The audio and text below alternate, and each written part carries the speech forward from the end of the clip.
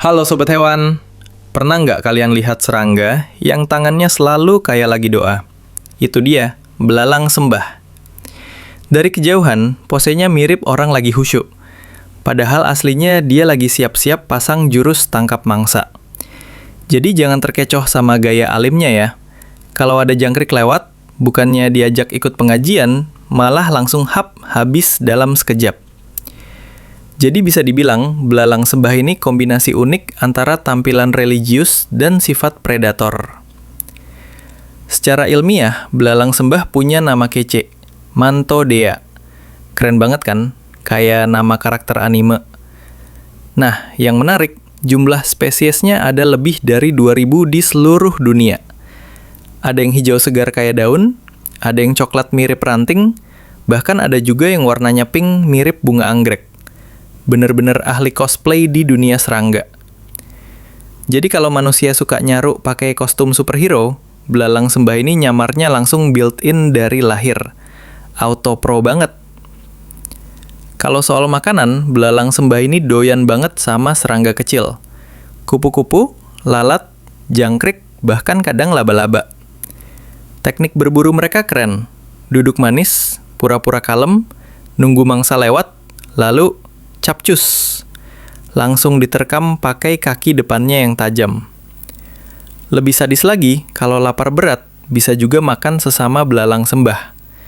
Jadi kalau ada 2 belalang sembah nongkrong bareng, jangan keburu seneng. Bisa jadi satunya udah masuk ke menu makan siang. Belalang sembah hidup di mana aja? Banyak banget.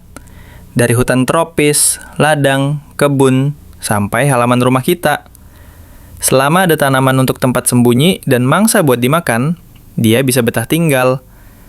Karena ahli kamuflase, sering banget orang nggak sadar kalau ada belalang sembah di sekitar mereka.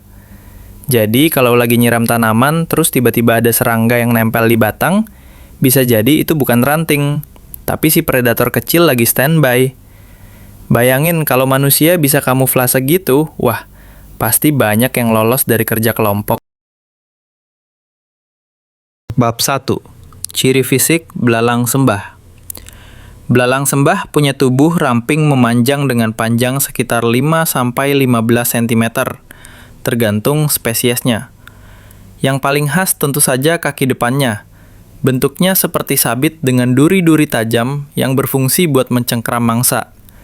Dari kejauhan, kakinya itu mirip banget kayak tangan orang lagi sembahyang. Makanya dinamakan belalang sembah. Jadi, kalau diajakin selfie, posnya udah default, tangan di depan dada. Kepala belalang sembah juga unik banget. Dia bisa memutar kepalanya hampir 180 derajat, kayak CCTV alami. Matanya besar, bulat, dan punya penglihatan tajam buat mendeteksi gerakan sekecil apapun. Jadi, jangan coba-coba nyolong kerupuk di warung kalau ada belalang sembah di dekat situ. Pasti ketahuan. Dengan penglihatan supernya, dia bisa mantau calon mangsa dari jauh, lalu langsung siap eksekusi. Warna tugu belalang sembah biasanya hijau atau coklat, menyesuaikan habitatnya. Warna ini bukan sekedar gaya, tapi juga senjata andalan buat kamuflase.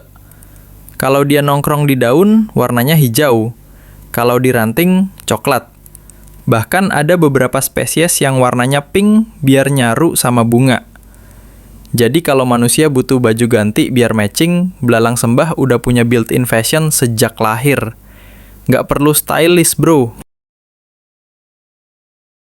Bab 2. Perilaku dan kebiasaan hidup. Belalang sembah ini bukan tipe predator yang hobi lari-larian ngejar mangsa. Dia lebih suka gaya nunggu orderan online. Jadi dia bakal diam, tenang, lalu pura-pura jadi ranting atau daun. Begitu ada mangsa lewat, cepet banget, kaki depannya langsung nyergap kayak penjepit besi. Jadi jangan salah, meski kelihatannya kalem dan alim, kalau sudah waktunya makan, dia bisa jadi ninja dadakan. Sehari-hari, belalang sembah lebih banyak menghabiskan waktu di tumbuhan, entah itu di daun, batang, atau bunga. Mereka bukan serangga yang rame-rame kayak semut, tapi lebih ke individu yang suka menyendiri. Jadi bisa dibilang belalang sembah ini introvert sejati. Kalau manusia introvert biasanya nongkrong di kamar dengan lampu redup. Kalau belalang sembah ya nongkrong di ranting sambil mantau siapa aja yang bisa dijadikan menu makan siang. Selain jago berburu, belalang sembah juga punya strategi cerdas buat bertahan hidup, yaitu kamuflase. Dengan warna tubuhnya yang nyaru sama lingkungan, dia bisa menghindar dari predator yang lebih besar, misalnya burung. Jadi, belalang sembah ini ibarat ninja yang bisa hilang di tengah keramaian. Kalau manusia bisa kayak gini, wah, pasti banyak yang lolos dari razia jam malam.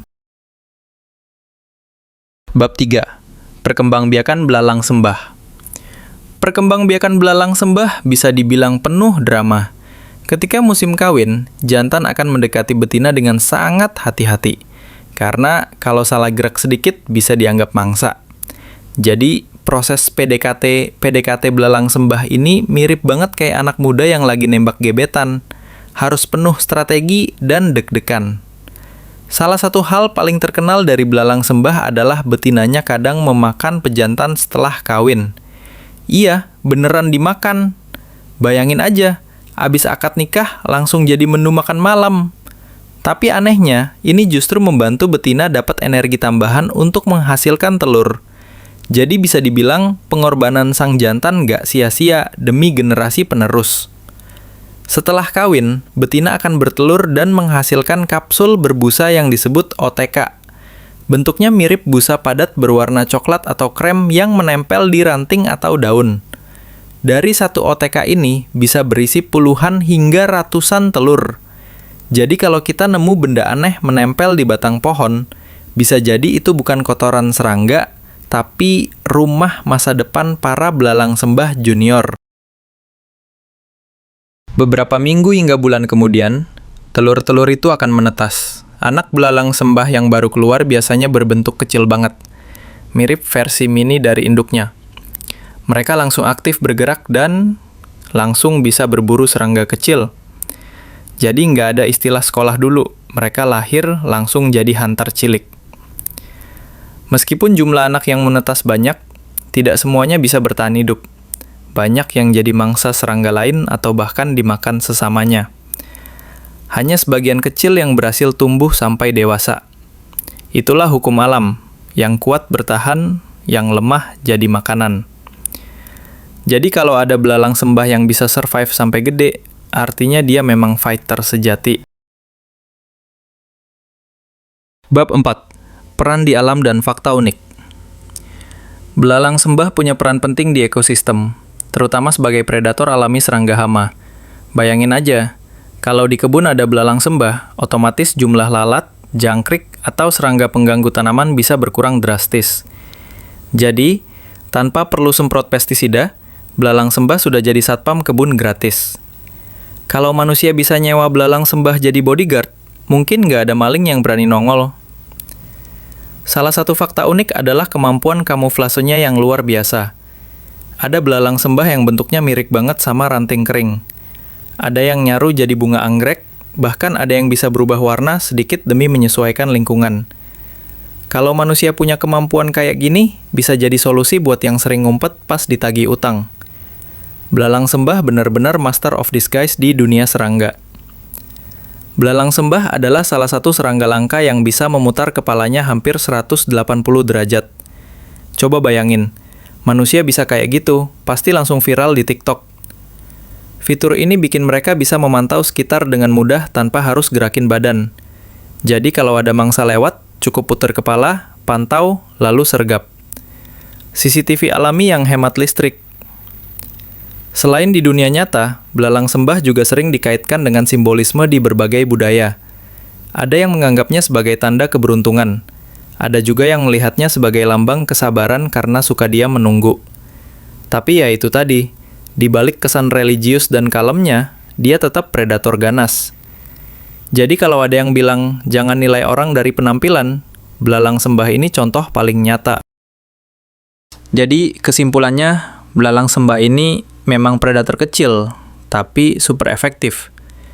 Dengan tangan sabitnya yang tajam, dia bisa nangkep mangsa lebih cepat daripada kita nutup chat WhatsApp biar nggak ketahuan pacar.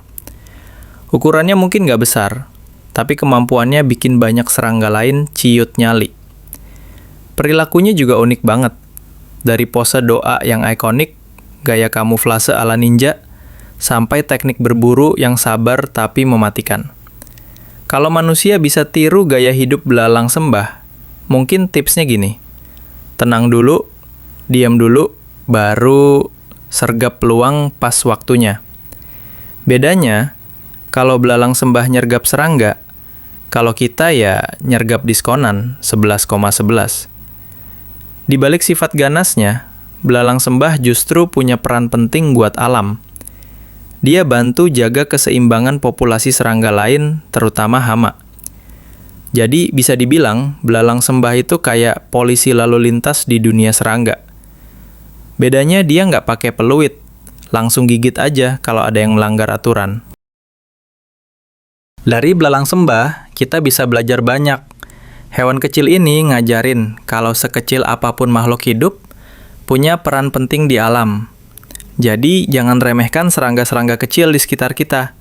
Siapa tahu mereka lagi jadi superhero versi mini, kayak belalang sembah yang ternyata jagain keseimbangan ekosistem. Bedanya, dia nggak pakai jubah, tapi kostum kamuflase bawaan lahir. Kalau kamu suka belajar hal-hal seru kayak gini, jangan lupa bantu channel ini ya. Klik tombol like, share ke temanmu biar makin banyak yang kenal belalang sembah. Dan tentu aja subscribe, biar nggak ketinggalan video edukasi hewan lainnya. Ingat, sekali klik bukan cuma bikin saya semangat, tapi juga bikin belalang sembah tersenyum. Walaupun mukanya emang kayak nggak bisa senyum sih.